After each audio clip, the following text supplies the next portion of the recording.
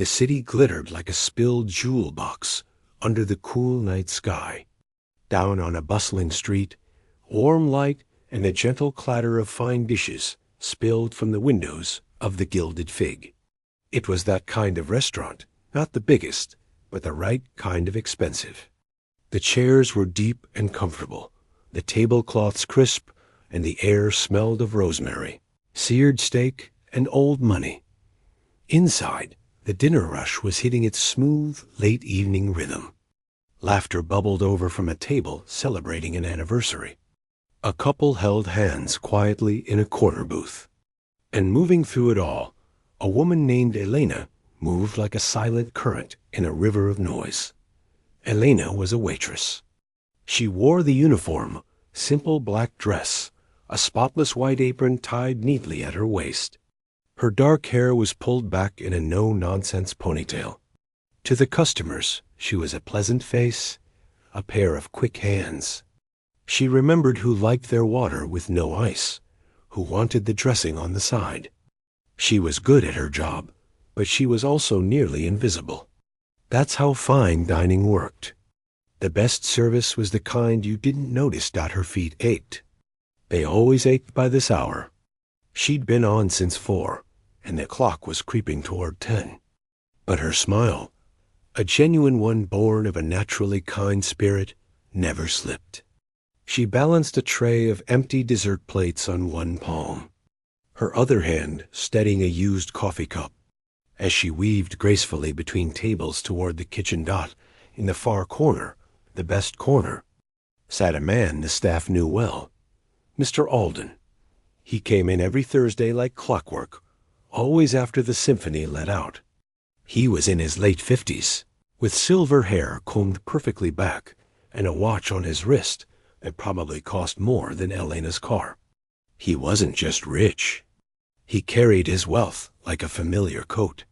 Tonight, he was with 3 other people, a younger couple who listened to him intently, and a man his own age who kept nodding along. Mr. Alden loved to talk, and he loved an audience. His favorite topic was music, classical music. He was a patron of the city's orchestra, and he liked to let people know it. His voice, polished and confident, carried just enough to be heard at the surrounding tables. And I told the conductor, the tempo in the second movement was all wrong, he was saying, sipping a glass of very old red wine. You could see he was annoyed, of course, but what can you do? Passion demands honesty. His guests murmured in agreement. Mr. Alden's eyes swept the room, always looking, always assessing. They landed on the grand piano. It was a beautiful instrument, a sleek, black beast of polished wood that sat on a small raised platform near the front window. A single, tasteful spotlight shone down on it. It was mostly for decoration. A local jazz pianist played on Friday and Saturday nights. But during the week, it sat silent, a quiet giant in the room. As Elena passed nearby, clearing the last of the dishes from a recently vacated table, Mr. Alden's gaze shifted from the piano to her. An idea, the kind born of boredom and a sense of unchallenged authority, seemed to flicker in his eyes. "Excuse me," he called out, not loudly, but with a tone that expected immediate obedience. Elena turned, her polite server's smile already in place. "Yes, Mr. Alden? Can I get you and your guests anything else? More coffee?" "No, no coffee," he said, waving a hand. He leaned back in his chair, a playful, almost teasing look on his face. He held up the $100 bill between 2 fingers. The money was crisp, green, and obvious. "I have a question for you," he said. His friends watched, curious smiles playing on their lips. They knew this man's games. "You work here most nights, yes?" "I do, sir," Elena replied, her hands now folded in front of her apron. "That piano," he said, nodding toward the silent instrument. "It's a lovely piece. A shame it just sits there gathering dust on a Thursday. Tell me, does anyone ever actually play it, or is it just Furniture? Elena followed his gaze. Mr. Evans plays on the weekends, sir. Jazz standards. He's very good. On the weekends, sure, Mr. Alden said, as if weekdays were a musical wasteland. He tapped the $100 bill on the white tablecloth. But right now, it's just a big black ornament. He paused, letting the silence build. The couple at the next table had stopped their own conversation to listen. So I have a proposition. A little dare. He placed the bill down on the table's edge, sliding it toward her. I dare you to go over there and play something for us. Anything at all. Surely a smart woman like you knows chopsticks? Or maybe heart and soul? Give us a little dinner music. This is for your trouble. His tone wasn't cruel. It was condescending. It was the tone of a man who believed the world was divided into two kinds of people, those who made the music and those who served it. He was giving her a chance to provide a quaint, amusing moment for his table. A story to tell later. You'll never guess what I had the waitress do. A flush, faint but visible, rose on Elena's neck. She wasn't looking at the money. Her eyes were on the piano, then on Mr. Alden's expectant face, then at his guests, who were waiting for her reaction. She saw the manager, a nervous man named Paul, hovering by the kitchen door, unsure whether to intervene. The air at the table grew thick. The other diners nearby were now fully invested, pretending not to stare. They saw a hard-working woman being put on the spot by a rich man with too much confidence. Some felt sympathy for her. Others were just eager for the drama. Elena's mind raced. She could politely decline. She could make a joke. She could take the money, laugh it off, and feel a small piece of her dignity crumble. She thought of her aching feet, the stack of bills waiting for her at home, the silent, beautiful monster of a piano that she walked past 100 times a shift. Finally, she moved. But she didn't reach for the $100. She didn't say a word. She simply gave a small, unreadable nod to Mr. Alden, but almost to herself, and turned away from the booth. A soft, dismissive chuckle escaped from one of Mr. Alden's friends. Guess it was too rich for her blood, the man murmured. Assuming she was fleeing to the safety of the kitchen, Mr. Alden smirked, picking up the bill as if to put it away. Well, you can't blame a person for trying to add some culture to the evening. But Elena didn't go to the kitchen. She walked with a quiet, steady purpose across the patterned carpet, past tables of surprised diners, her waitress shoes making no sound. She walked straight to the platform where the grand piano stood. Every eye in the restaurant followed her. The clinking of cutlery stopped. The low hum of conversation died, replaced by a buzzing, curious silence. Paul, the manager, took a half-step forward, his mouth slightly open. What was she doing? Was she going to clean it? Elena reached the piano. She ran her fingers, just for a second, over its cool, polished lid. Then she sat down on the plush, round stool. She adjusted it slightly, her movements economical and practiced. She opened the fallboard, revealing the row upon row of black and white keys. She didn't look at the crowd. She didn't look at Mr. Alden. She looked at the keys, and her entire posture changed. The weary slouch from a long shift vanished. Her back became straight, her shoulders dropped, her neck long and poised. She lifted her hands, and for a moment they simply hovered above the keyboard, as if drawing energy from the air itself.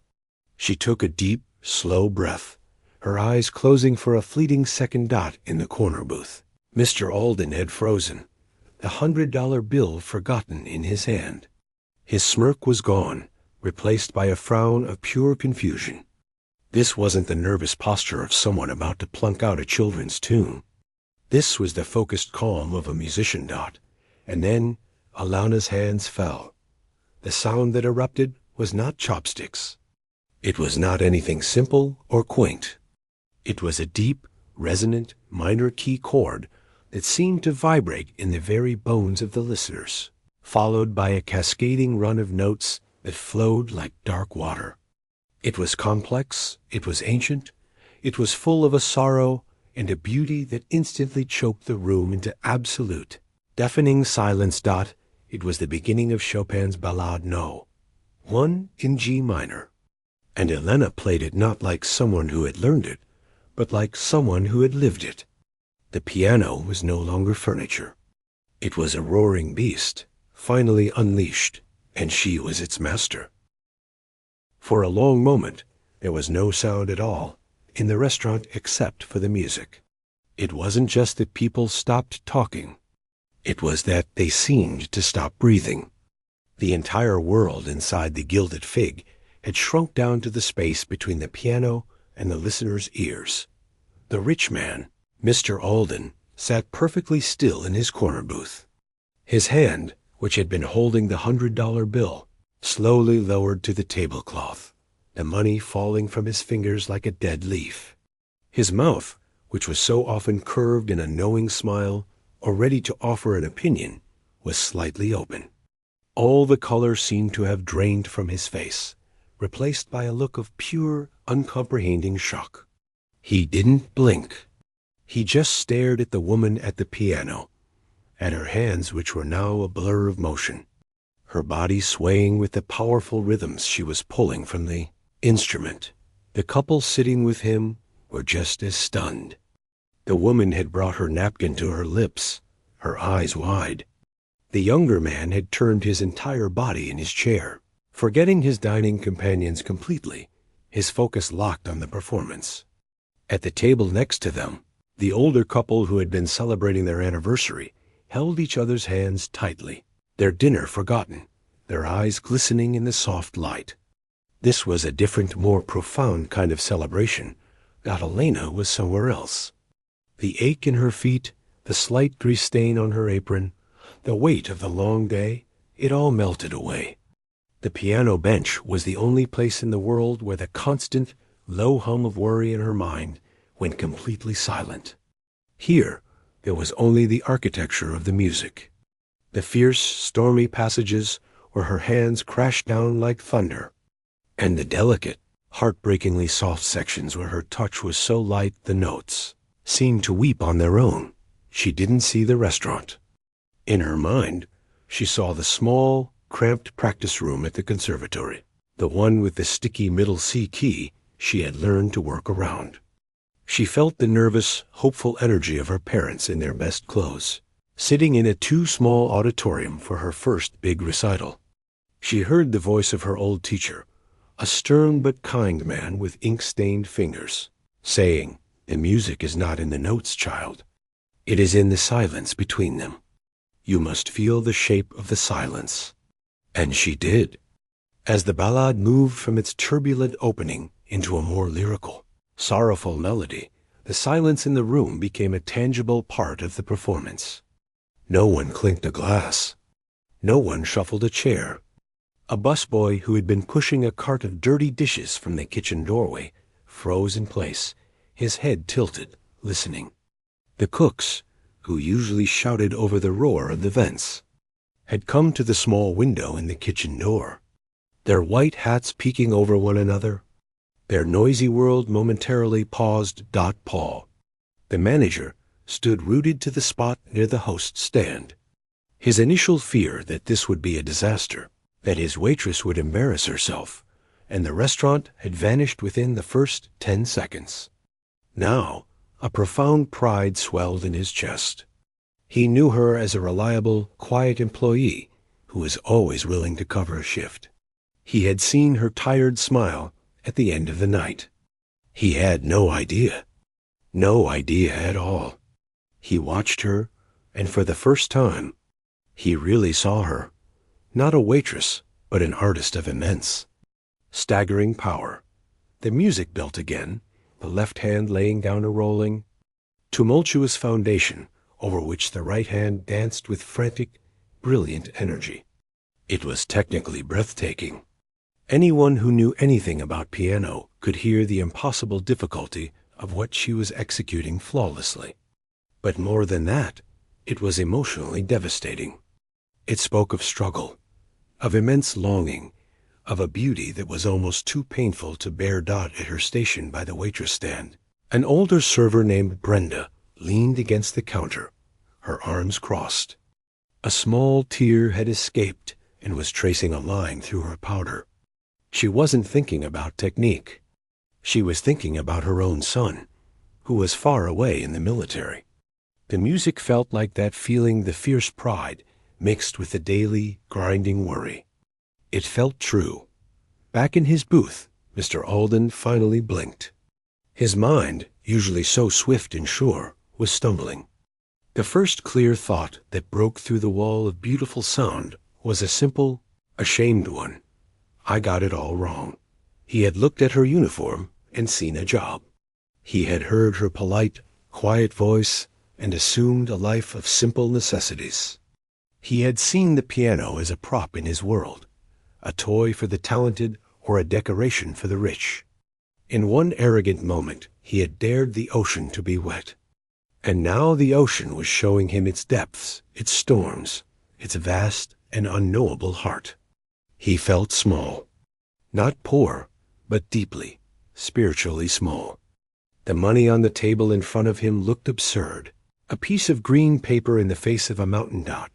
The piece was nearing its famous, furious conclusion. Elena's whole body was involved now. She leaned into the crashing chords, her hair coming loose from its ponytail in dark strands that stuck to her damp forehead. The final minutes of the ballade are a whirlwind, a desperate, passionate race toward the end. The notes came in torrents, a thunderstorm of sound that shook the crystal glasses on the tables. People actually flinched at its power, not from fear, but from awe. It was raw, it was unchecked, it was glorious. And then the final devastating chords. Two hands coming down together in a declaration that was both triumph and tragedy. The sound echoed in the high ceiling of the restaurant, vibrating in the air, and then silence. A pure, thick, complete silence. It lasted for 5 full seconds. Elena's hands remained on the keys for a moment, then lifted slowly. She placed them in her lap. She kept her head down for a heartbeat, catching her breath, coming back to herself, back to the room, back to the ache in her feet. Then the room exploded. It didn't start with a few claps. It was a wave. A unanimous roaring wave of applause that seemed to shake the walls. People were on their feet, their chairs scraping loudly. They were shouting "Bravo!" and cheering.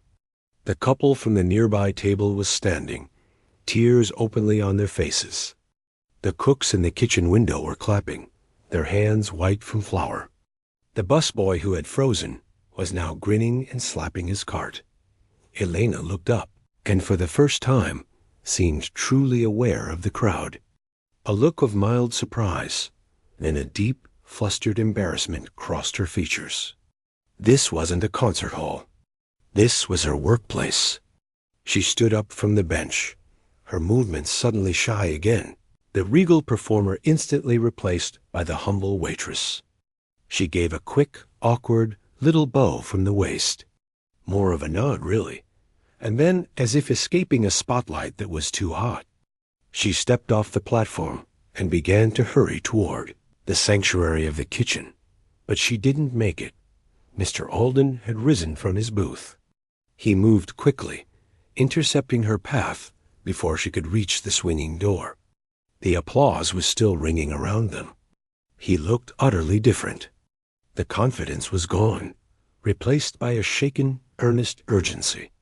He wasn't smiling. He looked almost ill. "Wait," he said, his voice rough, almost drowned out by the noise. "Please wait." Elena stopped, her eyes wide. She expected anger, maybe sarcasm. She braced for it. The man searched for words, his well-practiced speeches failing him completely. "That was? I have never—" He swallowed. "Where did you learn to play like that?" The noise in the room began to die down as people realized the performer had been stopped. They watched, captivated by this second act. Elena looked at him, then at the floor, then back at his confused, desperate face. The adrenaline was fading, and a deep weariness was returning. She spoke quietly, her voice barely more than a whisper, but in the now quiet room, it carried to every corner. "At the conservatory," she said softly. "I studied for 16 years. I finished top of my class." She took a small breath, as if stating a simple, inconvenient fact. "I work here because the tips are good and the hours let me practice during the day.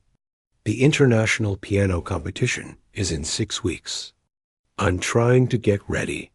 She said it not with pride, not with bitterness, but with the plain exhaustion of someone stating the reality of their life. The dream was the practice, the competition, the music.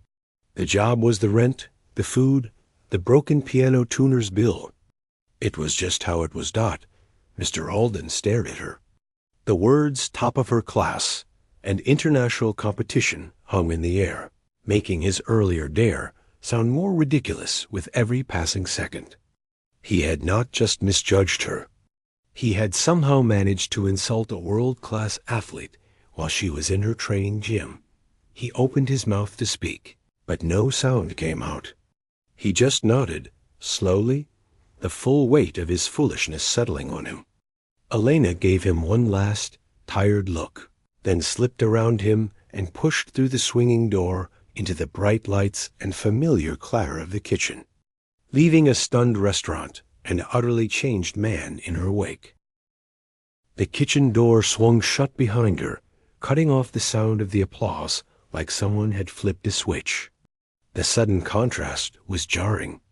Instead of a hushed, reverent silence, there was the familiar, chaotic symphony of the restaurant's heart, the hiss of the steam wand, the frantic clang of pans from the dishwasher, the head chef's sharp voice calling for 2 lamb chops, medium rare. For a second, Elena just stood there, her back against the door, letting it hold her up. Her heart was pounding against her ribs, not from nerves anymore, but from the sheer physical effort of the piece. Her fingertips tingled. The world felt tilted. "Kid, you okay?" It was Brenda, the older waitress. She was holding a tray of drinks, but her eyes were wide with concern and something else all. She had been out there. She had heard it. Elena just nodded, pushing herself off the door. "I'm fine. Just need a minute." But a minute was a luxury she didn't have. Paul, the manager, burst through the door a moment later. His face was flushed, a mix of panic and excitement. What in the world was that? He hissed, though he wasn't angry. He was vibrating. "Why didn't you tell me you could do that?" "It never came up," Elena said, her voice quiet. She walked over to the staff sink and splashed a little cold water on the back of her neck. The reality of what she had just done was starting to settle in, and with it, a cold dread. She had made a scene. She had drawn attention. In a nice restaurant, that was often a fireable offense. "I'm sorry, Paul. I shouldn't have. I just walked over there. I'll understand if. Are you kidding?" Paul interrupted, his voice rising. "They loved it. Table 7 wants to buy you a drink. The older couple at table 4 are crying, actual tears. Mr. Alden looks like he saw a ghost." He ran a hand through his thinning hair. "Just warn me next time, okay? My heart can't take it." He gave her a shaky, amazed smile and then hurried back out to the dining room, which was still buzzing like a shaken beehive. Elena took a deep breath. The clock on the wall said her shift was technically over in 20 minutes. She had side work to do rolling silverware, wiping down stations. The mundane, familiar tasks felt like an anchor. She needed to get back out there and do them. Hiding in the kitchen would only make it weirder. Out in the dining room, the energy was completely different. The usual low murmur was replaced by animated conversation. Everywhere she looked, People were glancing at the piano, then at her as she emerged. A few gave her small, encouraging smiles or subtle thumbs up. It was overwhelming. She went to her station and began gathering her checkbooks and crumbing empty tables. As she cleared a dessert plate from a table of two women, one of them reached out and gently touched her arm. "That was the most beautiful thing I've ever heard," the woman said, her eyes earnest. "Thank you." Elena managed a small, grateful smile. "Thank you for listening." It was all she could think to say. She could feel Mr. Alden's eyes on her from his corner booth. He was still sitting there with his party, but they weren't talking much. He had paid the bill. She saw the leather folder on the table's edge, but they hadn't left. He was just sitting, staring into his empty wine glass, looking utterly lost. Elena avoided that side of the room. She focused on her work, her head down. But the world had shifted. She was no longer just the waitress. She was the piano girl. The virtuoso in an apron. Finally, Mr. Alden and his guests stood up to leave. They put on their coats. But instead of heading for the door, Mr. Alden said something to his friends and pointed toward the exit. They nodded, looking a little confused, and walked out. He turned and walked straight toward Elena, who was refilling a sugar caddy at the Waitress station. She braced herself. Here it comes, she thought. Some backhanded compliment. You surprised me. It still carried the sting of his original condescension. He stopped a few feet away, seeming to struggle for where to begin. He looked older under the bright lights of the station, the lines on his face deeper. "I owe you an apology," he said finally. The words came out stiffly, as if he wasn't used to saying them. "A sincere one. What I did was thoughtless, rude." Elena stopped what she was doing and looked at him. She saw no mockery in his face now, just a shaken, uncomfortable honesty. "It's fine," she said automatically, the server's script kicking in. "No harm done." "It's not fine," he insisted, his voice low. "I made an assumption based on your job. It was a stupid thing to do. My mother, she was a pianist. A good one. She would have smacked me for that stunt." A flicker of a real smile, pained and nostalgic, touched his lips. "What you played? The Chopin." It was her favorite piece. She could never quite master the coda. "But you—" He shook his head, unable to finish. The mention of his mother, the shared connection to the music, changed the air between them. It wasn't a rich man and a waitress anymore. It was two people who understood the weight of that particular piece of music. "Your mother had good taste," Elena said softly. He nodded, then seemed to come to a decision. "You mentioned a competition. The International. That's a big deal." "It's everything," Elena said, and the truth of those two words hung in the air, heavy and simple. What do you need?" he asked, fumbling slightly. "I don't mean to be presumptuous again, but I have resources. And after that, after what I did, I'd like to help, if you'll let me." Elena was stunned. This wasn't the script at all. I'm managing," she said, which was only half true. She was surviving. "Private practice space?" He pressed gently. "A better instrument than whatever you have at home? Coaching? The fees for the competition itself?" Each question was a direct hit on a secret worry. The practice space was her tiny living room, and her neighbors had politely complained about the evening storms. Her piano was an old upright with a sticky key in the upper register. The competition fees had meant skipping 2 months of phone payments. She must have hesitated a second too long, because his expression became more determined. "Let me do this. Not as a dare, as an apology, and as an investment. In talent. In someone who deserves to be heard on the right stage." It felt dangerous. Accepting a large gift from a stranger, a customer no less, went against every instinct she had. But this wasn't just a gift. It was a bridge being offered over a chasm she wasn't sure she could cross alone. The competition was so close, and she was so tired. "Just let me think about it," she said finally, not wanting to commit, not wanting to say no. "Of course," he said. He pulled out a simple, elegant business card, plain white with just a name and a phone number embossed in black. "No pressure. Call me if you change your mind. Or don't. Either way. Thank you. For the music." He gave her one last, solemn nod, then turned and walked out of the restaurant, leaving Elena holding the crisp card. The noise of the restaurant slowly returning to normal around her. The next few days were strange. News of the piano waitress spread through the regulars. Tips got a little bigger, accompanied by shy smiles and whispered good lucks. Paul started asking jokingly if she wanted to play a little something on quiet Tuesday nights. She always said no.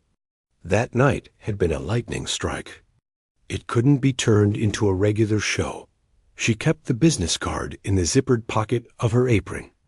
It felt like a live wire. Every time she thought about it, a war erupted inside her. Pride told her to tear it up. The memory of her teacher's voice told her to swallow her pride, that great artists sometimes needed patrons, that this was how the world had always worked. Fear told her it was a trick, that strings would be attached. A week later, she was in her apartment, struggling with a fiendishly difficult passage in a Prokofiev sonata. Her fingers were clumsy, exhausted. The sticky key on her piano kept throwing off her rhythm. Downstairs, she heard the familiar, irritated thump on the ceiling from her neighbor Dot. In that moment of frustration, surrounded by the limitations of her reality, she made her choice. She took out the card, her fingers trembling slightly, and dialed the number. He answered on the second ring. "Alden, it's Elena, from the restaurant," she said, her voice barely above a whisper. There was a pause on the other end. "Elena, I'm glad you called. I thought about your offer," she said, forcing the words out. "I could use a place to practice. Somewhere I can play anytime without bothering anyone. That's all. Just a space." She needed to keep it small, manageable, something she could accept without feeling owned. On the other end of the line, she could almost hear him smiling. "I think I can arrange that," Mr. Alden said. "There's a studio in the Arts Building downtown. It belongs to a friend who's on sabbatical. It has a very good Steinway.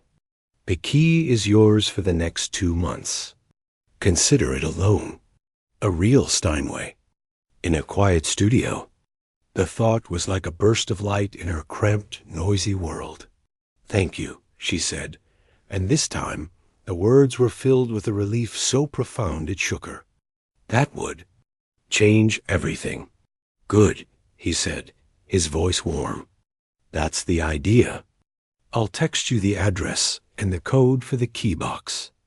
It's available tomorrow." They hung up. Elena sat on the floor of her living room, her back against the scratchy fabric of her old sofa, and stared at her worn-out piano. For the first time in a long time, she felt a flicker of something that had been buried under fatigue and worry.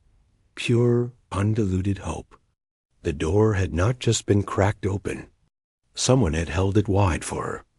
Now all she had to do was... The next morning felt different. The usual heaviness in Elena's limbs when the alarm went off was still there, but there was a new current underneath it, a nervous, fizzy energy. She wasn't just going to work. She was going to a key box, to a code, to a Steinway. The Arts Building was downtown, an old brick structure sandwiched between taller glass offices.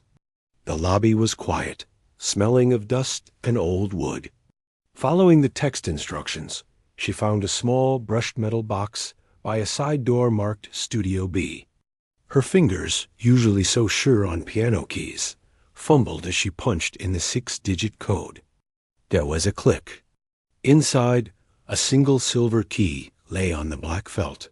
The studio was not what she expected. She thought it might be a cold, white room. This was warm. One wall was exposed brick. A huge window looked out onto a quiet, tree-lined side street, letting in the pale morning light. Bookshelves were crammed with scores and biographies. And in the center of the room, sitting on a deep Persian rug, was the piano dot. It was a Steinway Model B, ebony black, its surface a perfect silent pool. She approached it slowly, like one might approach a sleeping lion. She set her bag down, pulled the bench out, and sat. She lifted the fallboard. The keys were pristine, a smooth landscape of ivory and ebony.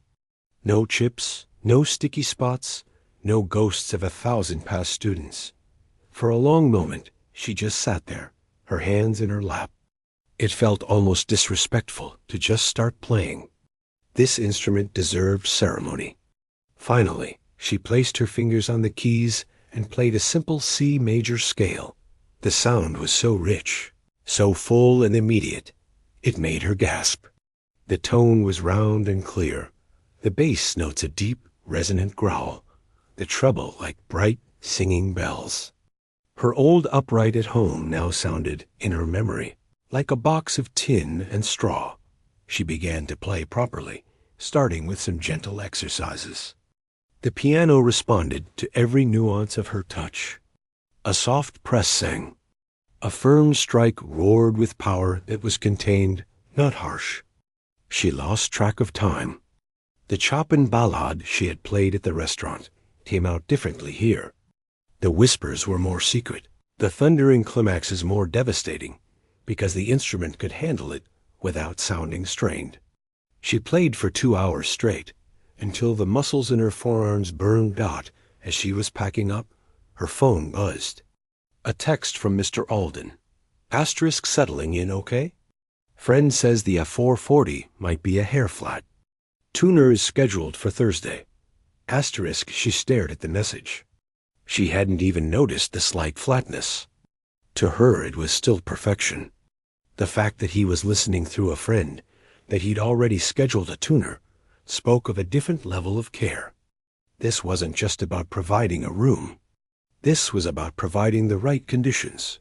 It's incredible, she typed back, her thumbs clumsy. Asterisk. Thank you again. Asterisk. Practice well. Asterisk came the simple reply. And she did. The studio became her second home, her true home. She would work her lunch and dinner shifts at the Gilded Fig, her body moving on autopilot, her mind still locked in the complex passages she drilled that morning. Her co-workers noticed the change. The deep, permanent tiredness around her eyes was still there, but a new light had been lit behind them. You're humming, Brenda noted one afternoon as they rolled silverware together. Was I? Elena said, startled. Yeah. Sounded complicated, Brenda smiled. Good for you, kid. Mr. Alden became a quiet, unseen presence in her journey. He never visited the studio, but his support was practical and unwavering. A week in, a package arrived at the studio door, a brand edition score of the competition's required pieces, with detailed performance notes from a famous pianist she admired.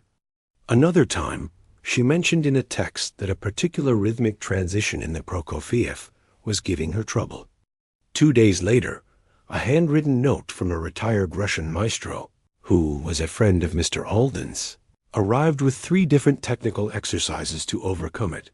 He was not a friend exactly. He was a patron. He was removing obstacles so the artist could run. Elena found she liked the clarity of it. There was no awkward small talk, no expectation of gratitude beyond her dedication to the work. It was, as he had first said, an investment. One evening, about 3 weeks before the competition, her phone rang. It was Mr. Alden. Elena, I hope I'm not interrupting. No, just finishing up here, she said, closing the lid of the piano. I have a proposition. There's a small recital hall at the university. My mother endowed it years ago. It seats about 100. It's empty next Tuesday night. He paused. I've arranged for it to be available. I think you should play a full program there. The competition pieces. Elena's stomach dropped. The thought of a real audience, even a small one, in a real hall, sent a bolt of pure fear through her. I'm not ready for that. You will never feel ready, he said, his voice calm and firm. The stage is a different creature than the practice room. You need to feel its silence, its hunger. You need to make your mistakes in front of people before the competition, not during it. This isn't a public concert. No posters. Just a few invited ears. Mine, certainly. A few trusted friends who know music. Think of it as a high-pressure rehearsal. The logic was undeniable. She hated it because it was right. Who would come? She asked, her voice small. A few retired professors. A couple of members from the symphony's board. Maybe your old teacher, if you'd like. People who want to see you succeed, not people who want to see you fail. The mention of her old teacher decided it. She hadn't seen him in over a year, too ashamed to show him how little progress she felt she'd made. This was a chance to show him she was still fighting. Okay, she whispered. I'll do it. The following Tuesday was the longest day of her life. She couldn't eat. Her shift at the restaurant was a blur. At 6 p.m., she stood in a small wood-paneled recital hall. It was beautiful and terrifying. The stage felt miles away from the first row. The Steinway on stage was a cousin to the one in her studio, but it looked alien under the bright stage lights. People began to trickle in. She peeked from behind the heavy curtain. She saw Mr. Alden sitting in the third row. She saw her old piano teacher, his hair whiter than she remembered, sitting alone with a stern, expectant look on his face. There were about 30 others, talking in the low, respectful tones of a concert hall. They weren't a crowd. They were a jury. When it was time, she walked out. The stage lights were hot. She could see only the first few rows. She sat at the piano, adjusted the bench, and placed her hands in her lap, just as she had in the studio. The silence was absolute and heavy. This was not the stunned silence of the restaurant. This was a critical, waiting silence. She began. The first piece was Bach, all intricate lacework and logic. Her fingers felt stiff, the notes correct but bloodless. She could hear herself playing, a horrible out-of-body sensation. Halfway through, she made a small stumble. It wasn't a wrong note, just a hesitation. A flaw in the lace got her heart hammered. She saw her old teacher's head tilt slightly. She wanted to run, but then she remembered the feel of the restaurant carpet under her shoes, the condescending smile of Mr. Alden that night. She remembered the thump from her neighbor's ceiling. This stage, this silence, was what she had wanted. It was the obstacle she had asked for. She finished the batch and went straight into the Prokofiev, the brutal, modern sonata. This time, she didn't fight the anger, the fear. She channeled it. The music was supposed to be sharp and aggressive, and she let it be. She attacked the keys, and the piano fought back, filling the hall with clanging, dissonant beauty. She didn't think about the people. She thought about the struggle. The missed bills, the aching feet, the lonely hours that there got by the time she reached the final piece, the Chopin-Ballade. She was drenched in sweat and completely inside the music. This was not a repetition of the restaurant. This was deeper. Here, in this formal space, the piece wasn't a surprise. It was an argument she was making, a story she was proving she had the right to tell. When she hit the furious coda, the final, relentless sprint, she played it not just with technique, but with a lifetime of pent-up want. The final chords were not an end, but an explosion. The silence returned. Then, the sound of chairs shifting, and then applause. It was not the wild roar of the restaurant, but something better, a solid, warm, respectful ovation. It was the sound of understanding. Afterwards, as people mingled quietly, her old teacher came up to her. He didn't smile. He never smiled much. He put a bony hand on her shoulder. The batch was tight. "You were fighting it," he said, his voice a dry rasp. "But the Prokofiev and the Chopin, you found the reason. The technical work is there. Now, for the competition, you must marry the two. The head of the batch, the heart of the Chopin. You can do this." It was the greatest review she could have hoped for. Mr. Alden approached, a quiet satisfaction in his eyes. "Thank you," he said simply, "for trusting the stage." Elena, still buzzing from the performance, just nodded. She felt emptied out and filled up all at once. The path to the competition no longer seemed like a dark tunnel. She had seen a slice of light at the end. She had felt the stage, and the stage, for all its terror, had held her up. She was no longer just practicing for a dream. She was rehearsing for a reality. The final weeks were a kind of beautiful, focused madness. The world outside the practice studio ceased to exist. Elena's life became a loop of sleep, eat, play, work, repeat. Her shifts at the Gilded Fig were the only punctuation in the long sentences of music she wrote and rewrote every day. Her fingers grew calloused. Her back ached from hours at the bench, but her mind had never been clearer. She stopped fearing the competition. Instead, she began to see it as a destination, a place she was traveling to with every hour of practice. Mr. Alden's support remained a quiet, steady constant. He sent a final care package to the studio, good earplugs for sleeping, a gift card to a healthy grocery delivery service, and a simple note that read, "Asterisk, the work is done. Now let it speak." Asterisk, the day before she was to fly out, she played her last full run-through in the studio. When the final note of her program faded, she didn't feel excitement or panic. She felt a profound quiet, a readiness. She carefully packed her performance scores and a small bag of personal items.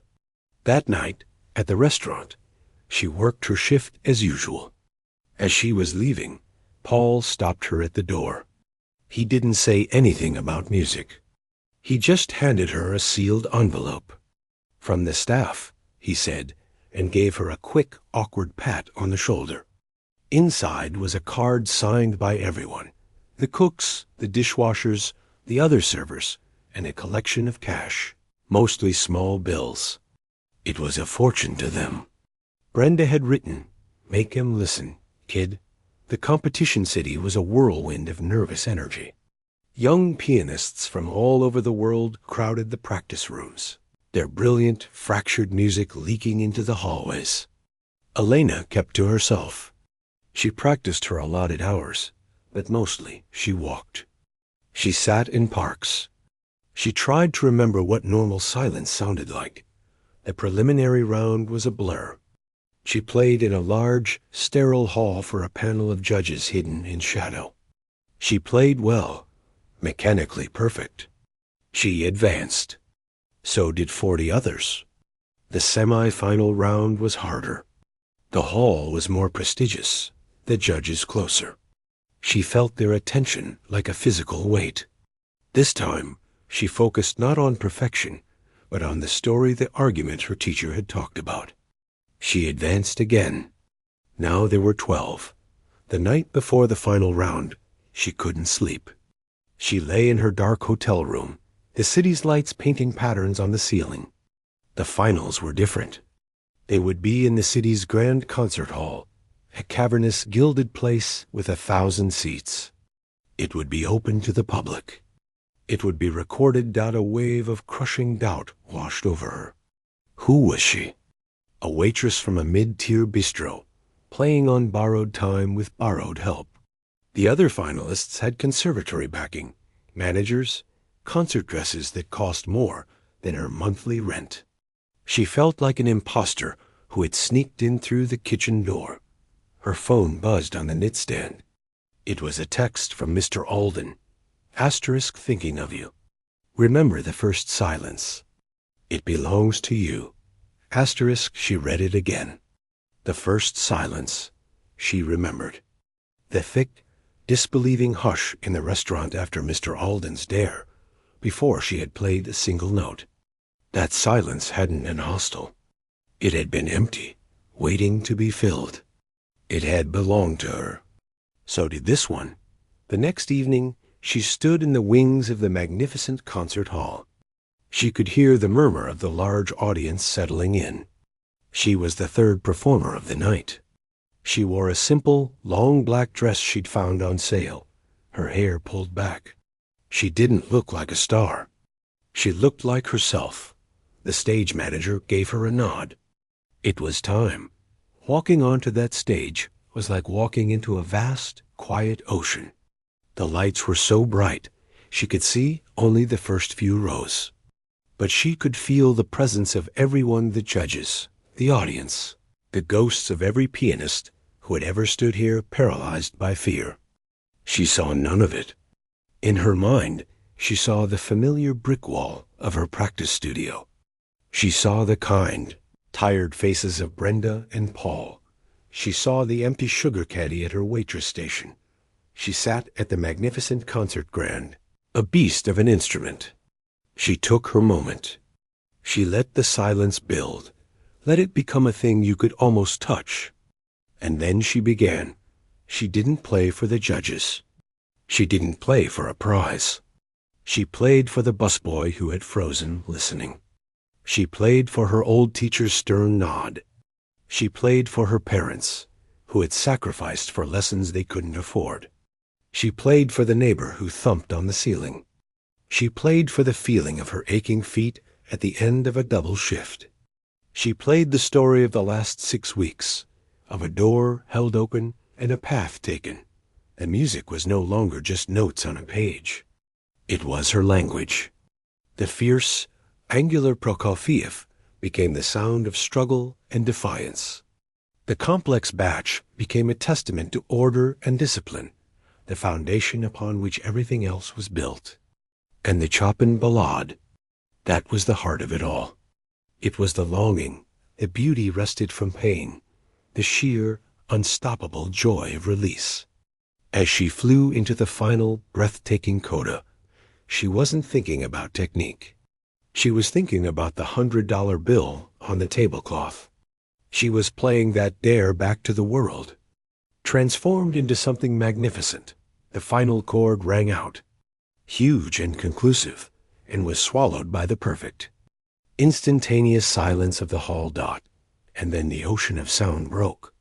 The applause was a physical force, a rolling wave of cheers and bravos that seemed to shake the very foundations of the hall. People were on their feet. She saw them now, standing, their faces blurred by the lights. She stood, her legs shaky, and gave a deep, sincere bow. The noise only grew louder. Backstage was chaos. The other competitors hugged her, their faces showing genuine admiration. Officials buzzed around, but she felt strangely calm. It was done. She had filled the silence. She had told her story. The award ceremony felt like a dream. They called the third prize winner, then the second. Then the head judge stepped forward. And the first prize and the gold medal goes to a pianist of profound emotional communication and breathtaking skill. She heard her name. The sound of it in that hall, followed by another crashing wave of applause, didn't feel real. She walked back on stage, now flooded with light, and accepted the heavy medal. She looked into the crowd, and for a brief second, her eyes found a familiar face in the third row. Mr. Alden was there, clapping steadily, his face not triumphant, but deeply, peacefully satisfied. A few rows behind him, she saw Paul and Brenda, both grinning and crying unashamedly. Later, at the chaotic reception, he found her. People were swirling around the gold medalist, offering congratulations and asking for photos. He waited at the edge until she had a moment. You made it look inevitable, he said, a small smile on his face. It wasn't, she said, holding the heavy metal in her hand. It really, really wasn't.